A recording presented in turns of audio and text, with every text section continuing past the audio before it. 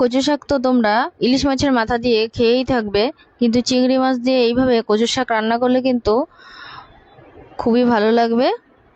আজকে তোমাদের সাথে চিংড়ি মাছের এই কচু শাক দিয়ে রেসিপিটি শেয়ার করব। প্রথমেই কড়াইতে সর্ষের তেল গরম করে তার মধ্যে কালো জিরে, রাঁধুনি আর শুকনো লঙ্কা, একটু তেজপাতা ফোড়ন দিয়ে দিলাম। তারপরে পেঁয়াজ কুচি দিয়ে দিলাম একটা বড় সাইজের। পেঁয়াজটা একটু ভাজা ভাজা হলে এর মধ্যে রসুন আর আদার পেস্ট দিয়ে দিলাম। তারপরে ভালো করে একটু কষিয়ে নিলাম। রসুন আর আদার কাঁচা গন্ধ চলে গেলে এর মধ্যে আমি দিয়ে দিলাম সব রকমের মশলা, যেমন হলুদ, শুকনো লঙ্কার গুঁড়ো, জিরে গুঁড়ো আর ধনে গুঁড়ো।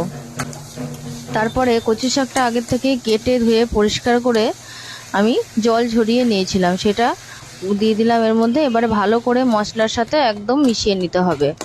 কচু শাকটা কিন্তু ভালো করে মশলার সাথে একদম ভালো মিশিয়ে নিতে হবে, যাতে কচু শাকের মধ্যে কোনো দলা বা গোটা থাকে না।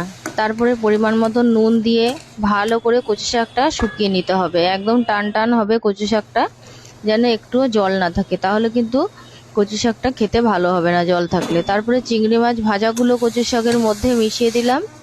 এবারে পরিমাণ মতন চিনি দিয়ে দিলাম। কচু শাকটা একটু খেতে মিষ্টি মিষ্টি হবে। তারপরে ভালো করে চিংড়ি মাছের সাথে মিশিয়ে 5 মিনিট মতন ঢাকা দিয়ে একদম রেখে দিলাম। তারপর কচু শাকটা দেখো প্রায় একদম শুকিয়ে হয়ে গেছে। এবারে এই অবস্থাতে কচু শাকটা নামিয়ে নিতে হবে। এবার গরম ভাতের সাথে কচু শাকটা পরিবেশন করতে হবে। এই চিংড়ি দিয়ে কচু শাক রান্নার রেসিপিটি কিন্তু খেতে অসাধারণ লাগে। তোমরা অবশ্যই একবার ট্রাই করে দেখো। আশা করি তোমাদের ভালো লাগবে। রেসিপিটি ভালো লাগলে শেয়ার করে দিও। টাটা।